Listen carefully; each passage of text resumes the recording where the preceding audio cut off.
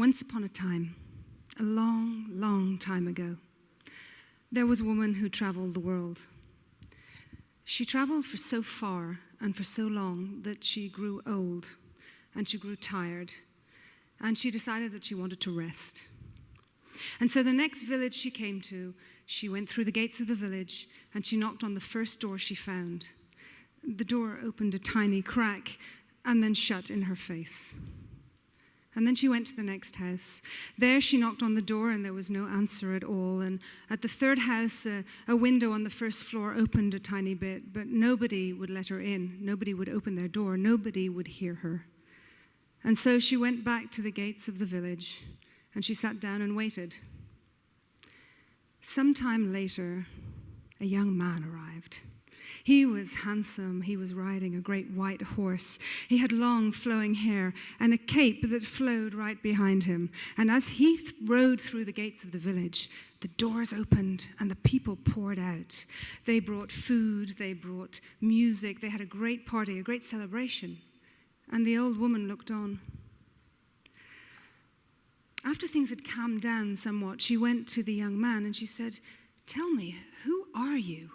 And how is it that when you arrived, people were so happy to see you, and yet me, they left outside?"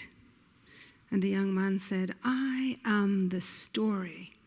Who are you?" And she said, "I am truth." And then she thought for a moment and she said, "Why not take me under your cape, and then together we can go into every place?" And he agreed. And so it is from that moment on until right now. When you hear a good story, you can be sure that somewhere hidden is at least a little bit of truth.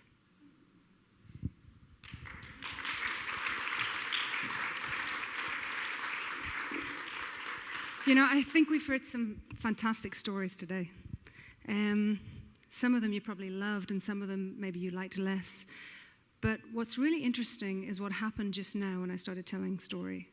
Because the minute anybody hears "once upon a time," something magic happens.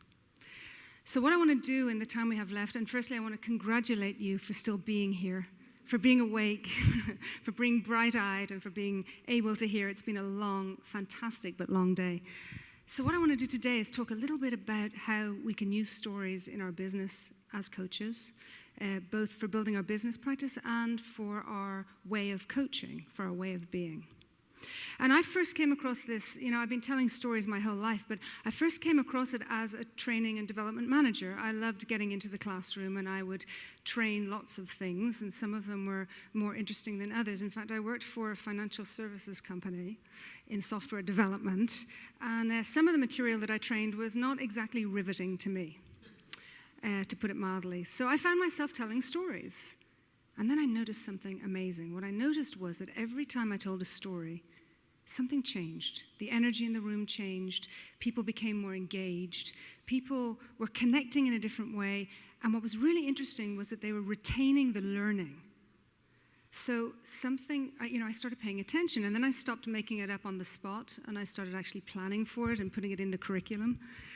So what happens is, the message here is that everybody knows stories sell, okay? Everybody knows that stories are the greatest tool of influence, and if you're paying attention, you'll notice that the greatest managers and the greatest leaders are the best storytellers.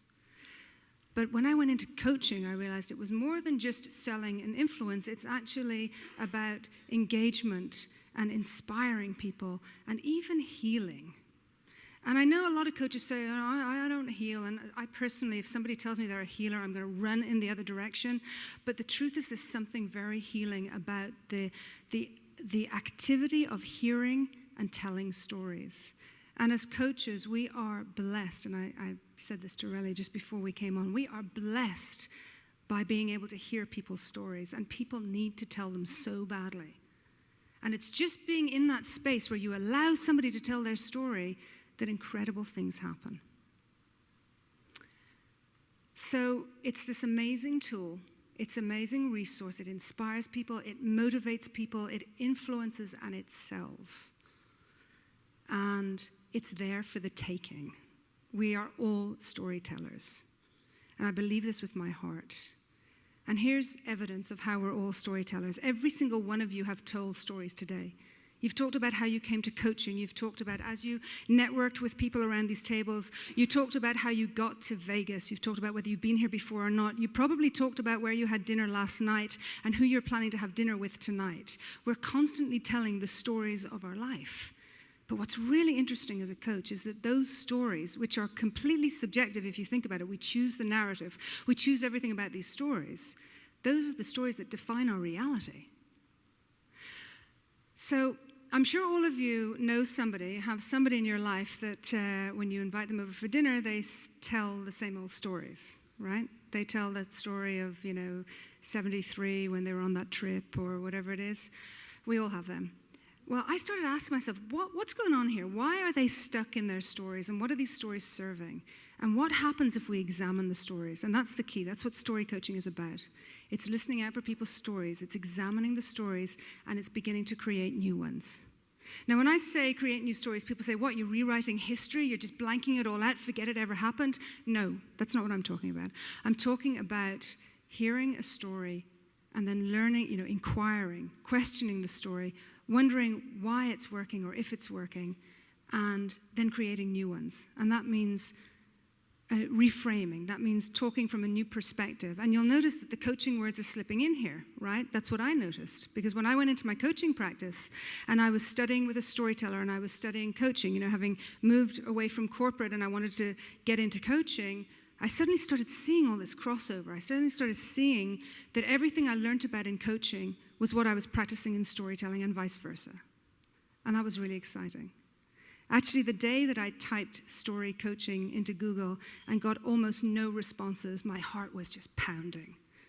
Because I realized this is one of the most intuitive things anybody could be doing. We are all doing it. We're all storytellers. So when you start applying it, when you start coaching through story, it's incredible. It's magic. So there was a rabbi. And this rabbi, I'm Irish Jewish and live in Israel, so I have the best genetics for being a storyteller, So there's this rabbi, and the rabbi always had an answer to every question, and it was great. He was a very wise guy. But there were a couple of his students who were kind of mischievous, and a few of them said, let's try and trick him. Let's see if we can ask him a question that he can't answer. And of course, they never succeeded because he always had an answer. Until one day, one of them said, I have it. I have a way that the rabbi won't be able to answer the question. So he won't be able to get it right, I should say. So he said, look, I have a bird. I've captured this little bird in my hand. Just like this. So I'm going to go up to the rabbi and I'm going to say to him, Rabbi, is this bird alive or dead? Now, if he says the bird is alive, I'll just squish it and it'll be dead. He'll be wrong. And if he says it's dead, I'll let it go and it'll fly away. He can't possibly get this question right. So he did that. His friend thought that was a great trick. And they went up to the rabbi and he said, Rabbi, I've got a question for you. I've got a bird in my hand, a tiny little bird. Is it alive or is it dead? And the rabbi thought for a moment and he said, that, my son, is in your hands.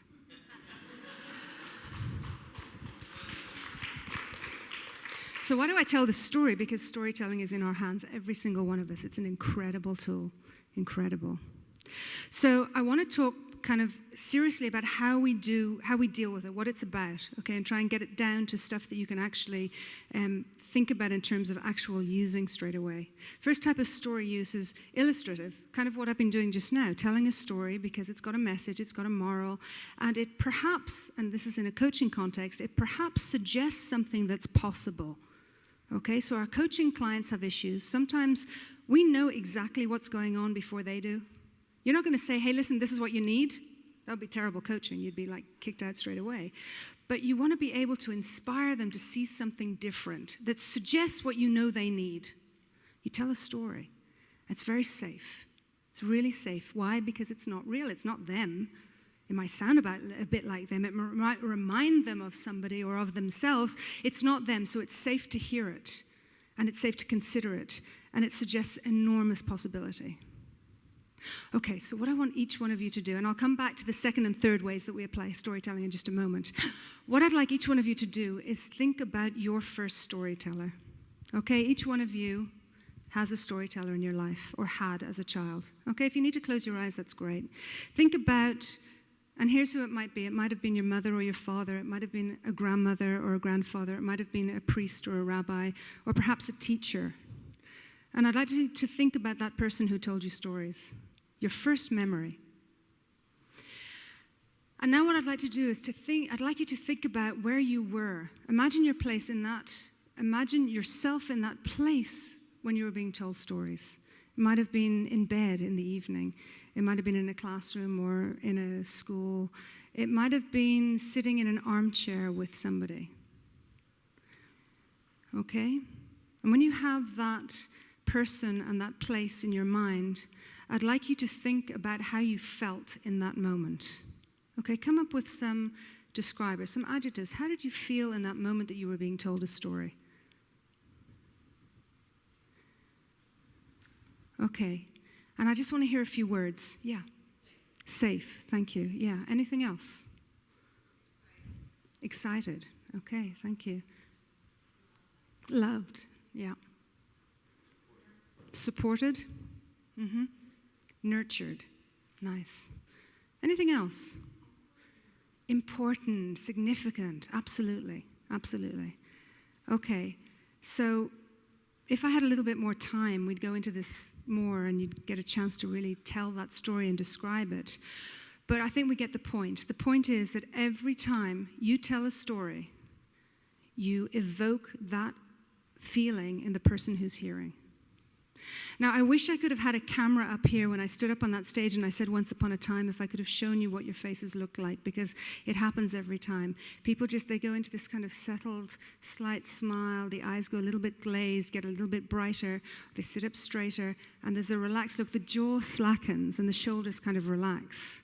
So think about what influence you can have when you're telling stories because of that effect that it has on people. It brings us back to that place. So the second application of storytelling is really through what I call story coaching, and that's really about the core competencies of coaching. If you think about every single core competency, and I have a program that goes into this in great depth, the Certified Story Coach program built on core competencies.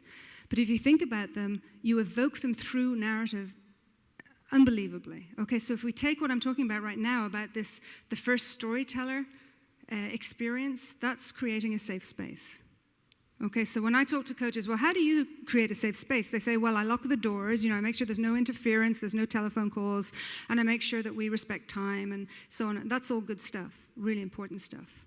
But when you tell a story, the person very beautifully, very holistically, very easily, and very comfortably slip into a space that is unbelievably safe, where anything is possible, where they feel excited, and where they feel safe, and where they feel nurtured, and where they feel supported.